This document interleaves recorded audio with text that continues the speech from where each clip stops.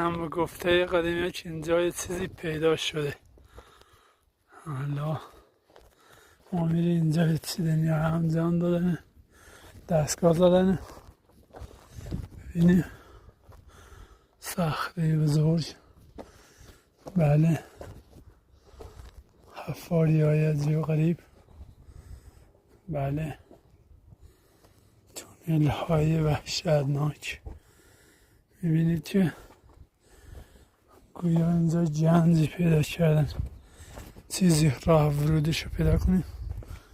به این طرف بله اساس اونو میزن زمین، میرین داخل غار.